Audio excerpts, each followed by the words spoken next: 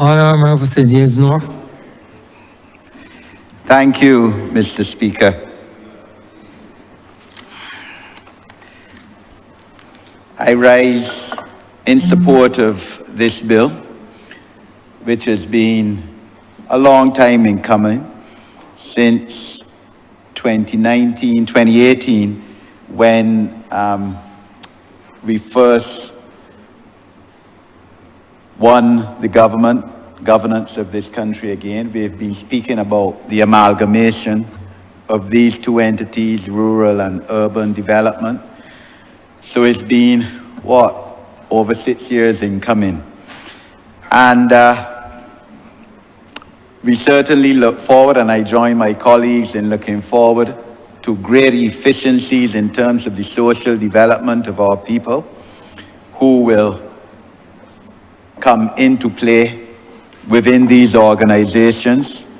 We look forward to the opportunity for upgrading the operations and for significant improvement in the technology, which will be open to the Commission, and for the opportunity to employ quality persons, especially in the management of this Commission, as opposed to employing people who really and truly are square pegs in round holes, as has occurred at sometimes in the past in respect of the two commissions. We also look forward to greater reduction in red tape and bureaucracy in terms of the undertaking of the operations of this commission, as opposed to what presently, because the two commissions are still in existence, prevails, as well as to the lowering of the costs, because that is important in terms of the efficiency, the lowering of the costs of the public services. We've heard that the Rural Development Commission, in fact, pertain to parts of each of the 11 parishes of Barbados. So it makes sense, really and truly, to amalgamate rural and urban. And once this commission is given the resources, and this is key, because we could establish this new commission, but you have to give it the resources, the financial resources, the staff, the technical resources. And as I said, we have to make sure that the management is competent and efficient and is qualified to do the job. Because what we had, the Rural Development Commission was established, I think, by Act in 1995, 30 years ago, first came into being in 1996. I believe I'm correct in saying that the Urban Development Commission came on slightly after that in 1997. So these are two commissions which are being abolished of upwards of 30 years in existence.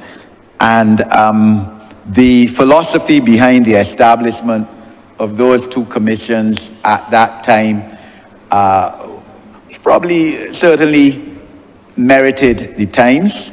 The Urban Development Commission, in its initial years, I recall, was greatly involved in the road asphalt program, and I believe the concrete road program as well. I remember the first, I believe, concrete road being done in rural Barbados through this commission in St. Lucie. The Right Honourable Owen Arthur, then Prime Minister, going in St. Lucie and opening up that concrete road, and transfer of titles. So you would recall, I believe you may have been a law student at that time. I was already a lawyer of 13 years or so practice, but the transfer of titles was brought within these two commissions as well, with the owner, the tenant, paying $2.50 a square foot, and the government, through initially these agencies paying the balance to the landlord owner. In a lot of cases, I seem to recall that the land was about between $6 a square foot in all, $8 and $8 a square foot. The government then paid, what, $5 roughly per square foot to the landlord owner, and the tenants then became owners of land. Something that is fundamental to our society, the vast majority of our people being descendants of slaves who from ancestry to ancestry, passing down succession to succession, lived on these lands, which, as we know, were plantation lands during slavery and post-slavery period. And then all of this helped economically enfranchise our people in terms of property ownership, which is one of the most significant ownerships that you can have as a people. Everyone aspires to own a piece of the rock.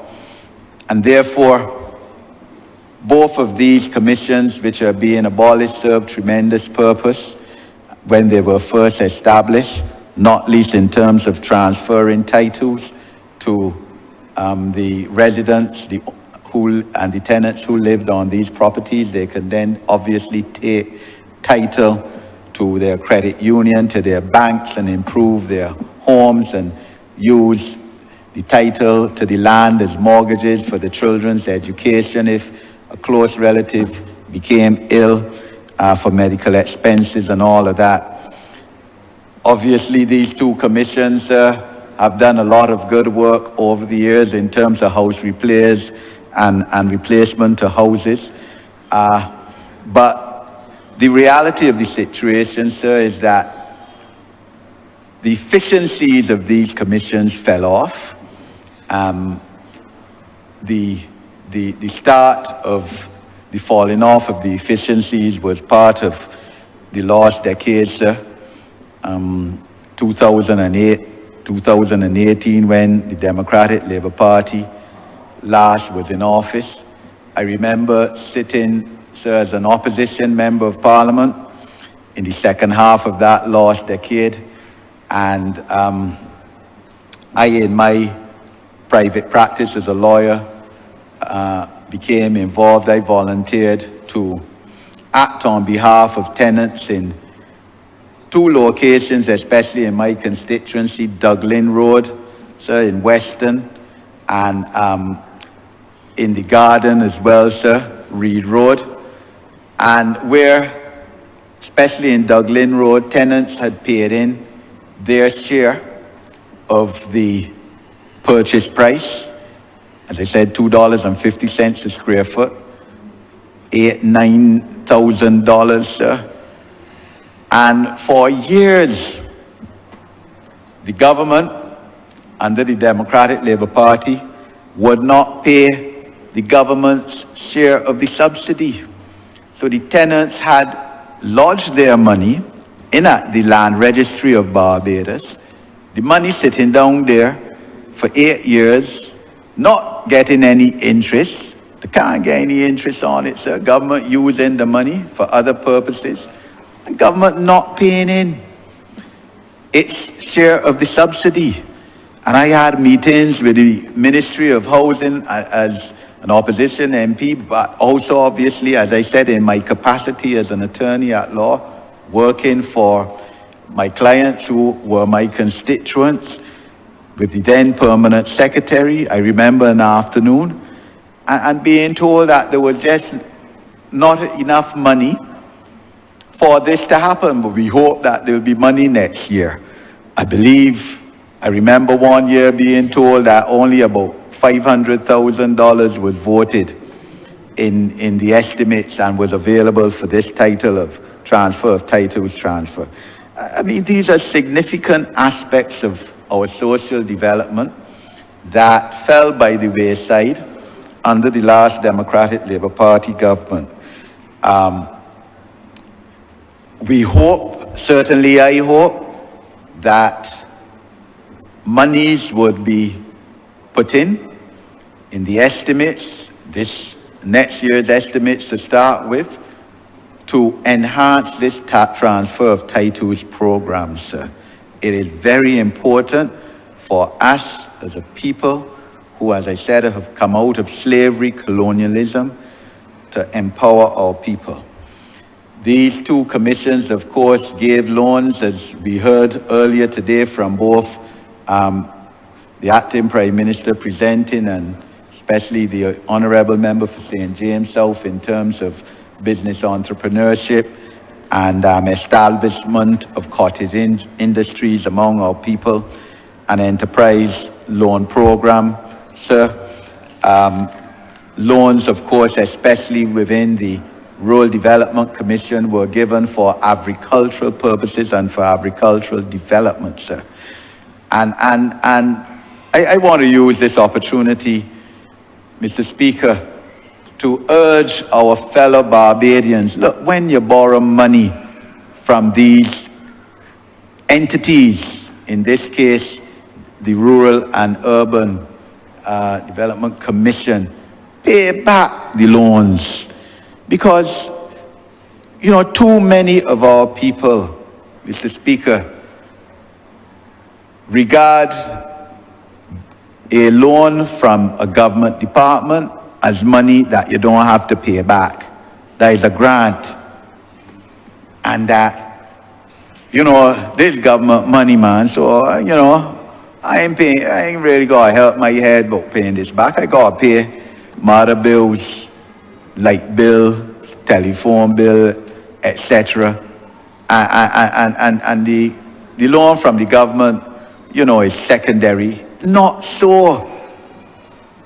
Our people have to realize that, look, when you do that, you're hurting your own self. Because it is a money that has dropped down from the sky that the government agency has now found to lend you. It is money that comes from the taxpayers of Barbados. It is money that comes from taxes that are levied. And people complain taxes too high. Well, taxes gotta be where they are if people don't pay back.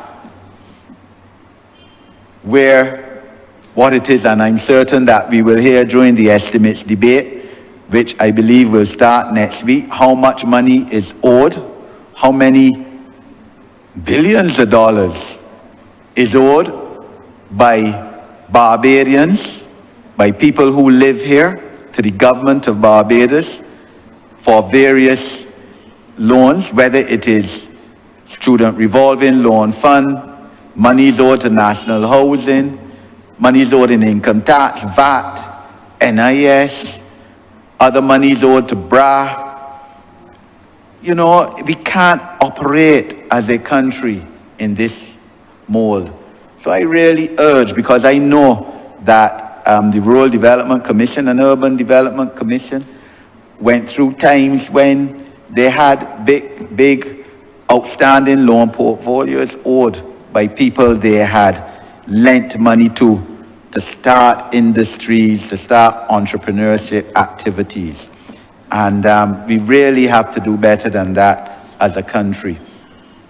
The Commission will continue to, as has been said in this debate, to eliminate pit toilets in which still prevail in too many areas of our country, including in my constituency. I know that some households have got indoor toilet facilities through the Rural Development Commission. Over the time that I have been Member of Parliament, wells and septic tanks also are an area through which Rural Development Commission was mandated and which will continue under this commission to be installed as part of a poverty alleviation program. This bill is very important, sir, in terms of our social development, and look forward to the continuation of monies borrowed to enhance houses, to repair houses housing loans program, and as I said, enterprise loan program as well. What had happened, sir, over the 30 years is that there was a lot of duplication, because in addition, of course, to having two separate entities, one to deal with rural and one to deal with urban, and as I said, there was an overlap because all 11 parishes had demarcations in parts of their constituencies which were served by Rural Development Commission. But there was also of course, the National Housing Corporation. So efforts were duplicated. In some cases, all three of these entities lending money to citizens to repair their houses. So this certainly, what we're doing today, will prevent duplication as was previously existed across these two commissions, and should therefore bring greater efficiencies between them. I urge that the government, the ministry under which it would fall, this commission will fall under, be very demanded in terms of audited financial statements being produced. The records show that audited financial statements went missing or were not produced in the first place, I should say, from around 2010, sir, 15 years ago. In other words, just after the start of the last decade, when the Honourable David Thompson died. And certainly, when I was in opposition, the 5 years, 3 months, whenever that government brought a bill, or rather a resolution, inviting Parliament to vote monies as subsidy from central government to a statutory corporation, transport board, CBC, wherever, I would say, well, I can't support it, even if it is on the basis that you have not produced to me, for me to look at financial statements, for me to see what really is required. How do I know that this 20 million that we voting on today, you're asking us to vote on, is adequate anyway? Or could it be 10 million instead, because no audited financial statements? It's time that we, for matters of transparency and accountability, sir, start taking this aspect seriously. And I understand that when, of course, we came into government 2018, by that time you had 8 years where you couldn't produce. You would have to be, quite honestly, a genius now to now work out, since you hadn't had financial statements audited for 8 years. So it has been difficult for that to be done over the last, 6 or so years. But with this new commission, fresh guard, fresh start, let us ensure that audited financial statements are done every year going forward, and are brought and are laid in this Parliament as is required by the law. We therefore need the Commission to be properly resourced in terms of human resources as well. The leadership, as I said, has to be effective and competent, but not only the top manager, but also those below. The human resource department properly has to be established, technical department, because there must be supervision, proper supervision of the projects. And this is where I think that the public and the government of Barbados has been let down in terms of lack of proper supervision of the projects. And I can speak of Rural Development Commission. Let me limit my comments to that, because you have had cases, and the Honourable Member for St. Thomas has spoken, where you've had less than efficient and workmanlike undertaking of projects by individuals on behalf of the Rural Development Commission. So look, sir, you try to help what some people traditionally call the small black man. That is the truth. And I am all for that. In my private life, sir, as someone who owns a couple properties, sir, I have helped out, tried to help out the small black man too, when I could have gone for some high-name, reputable company, sir. So you try as a government to help out the small black man. But the small black man has to be fair to government too. Has to be fair to the taxpayers, the money not falling off the trees.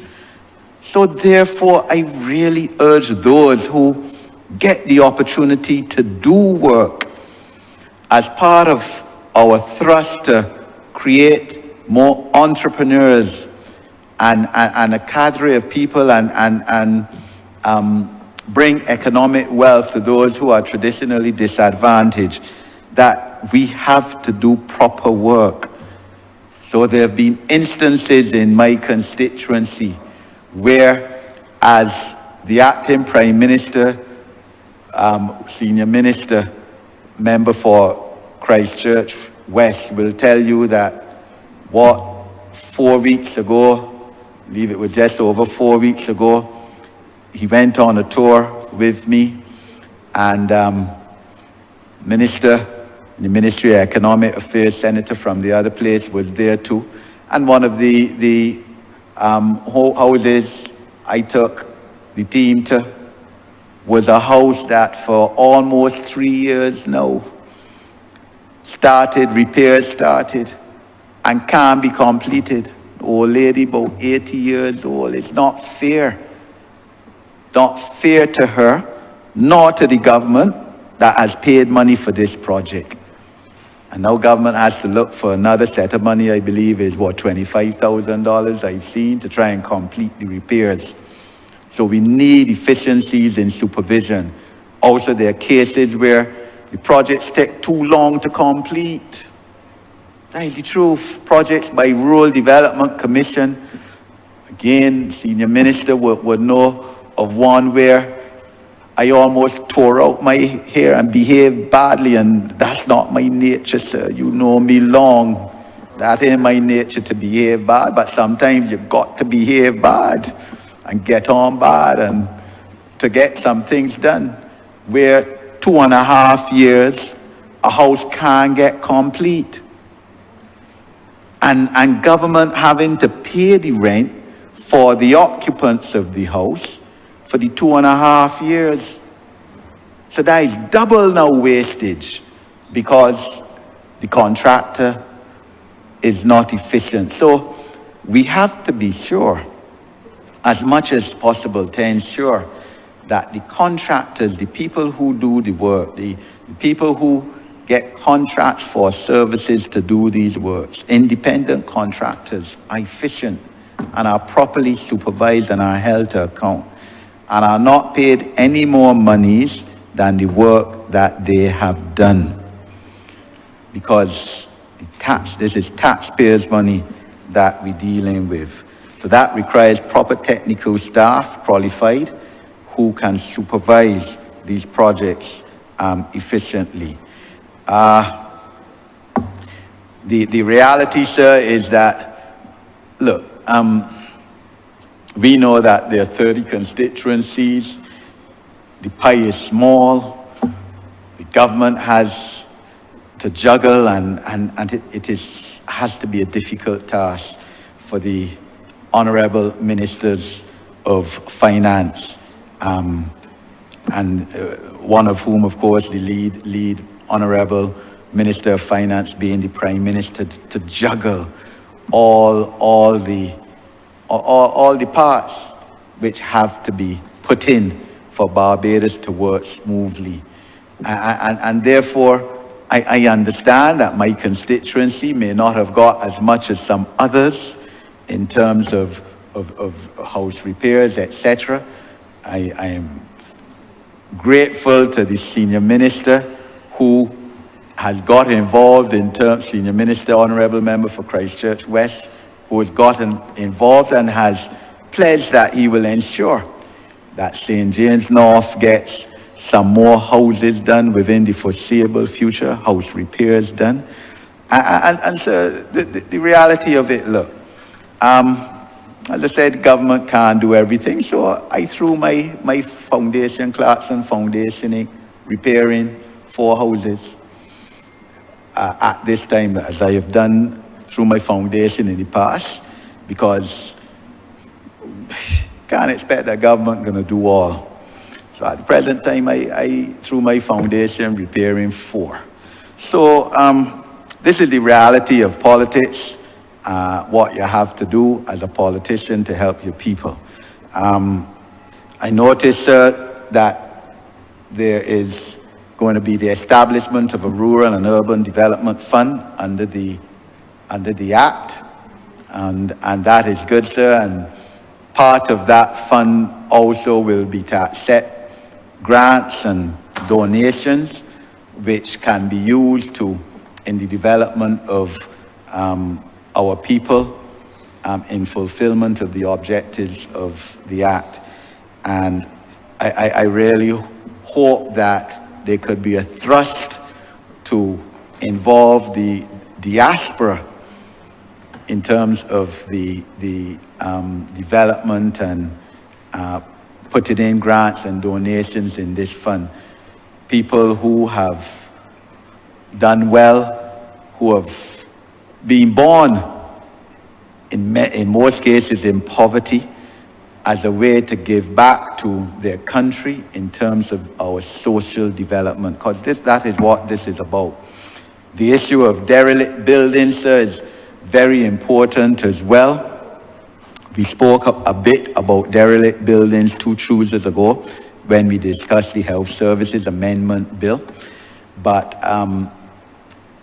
there are, thousands, I don't know the exact figure now. I know it used to be about 16,000 derelict buildings all across both urban and rural Barbados. And that is a lot on 166 square miles. Is over how many now?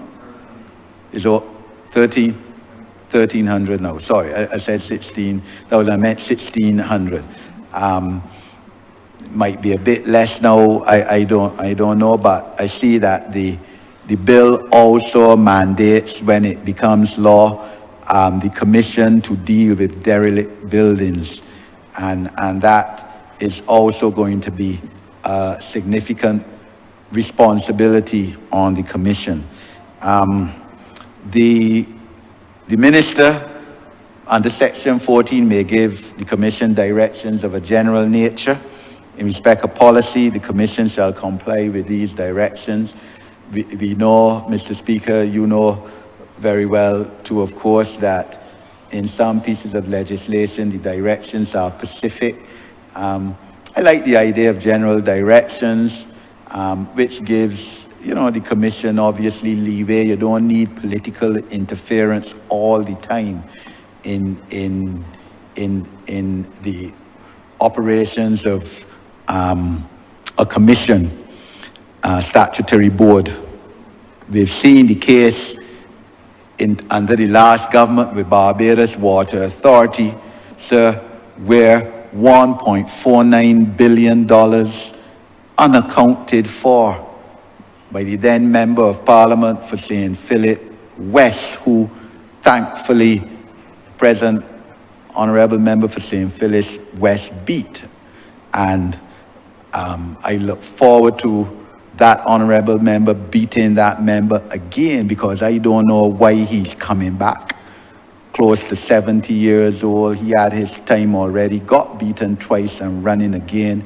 He needs to account for the $1.4 billion gone astray under his ministerial mandate from the Barbados Water Authority, where he issued, in many cases, specific directions of a specific nature in respect of policy, and did bare foolishness. $1.49 million gone from the taxpayers, and he has the audacity to say that he running again, named in the 15. What people think this is at all?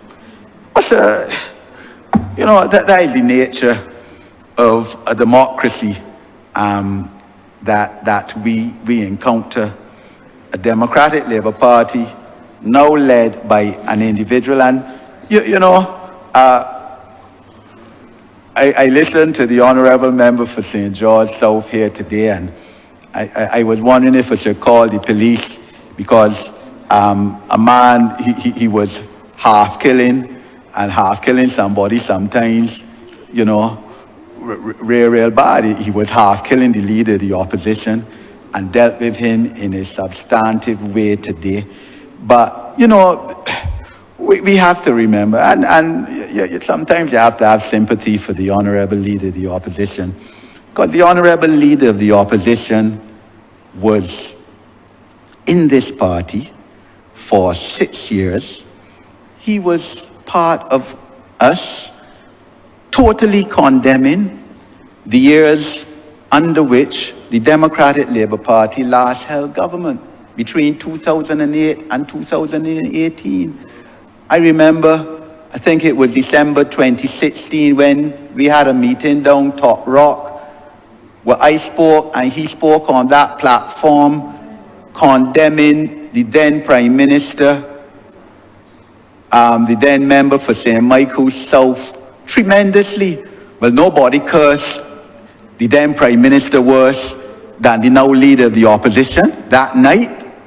Cuss him bad.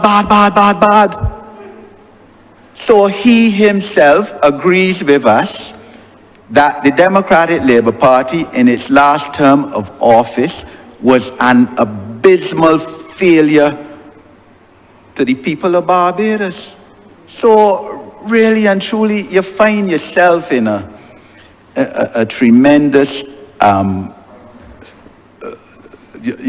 swirl of mental anguish. And that's what he finds himself. And, somebody who, switched parties probably 4 times now. The last time before this, when he left the Democratic Labour Party after the 1999 election, after being beaten for the 2nd time, the Democratic Labour Party did not even know that he had left them. That is the truth. They didn't know. He cursed the then member for St. John very, very badly, who then became Prime Minister. Even after the Honourable David Thompson died, the present Leader of the Opposition was cussing him bad. So I don't know how he plans to go on running in St. John now. Well, the first question he should answer is, why you dislike David Thompson so much?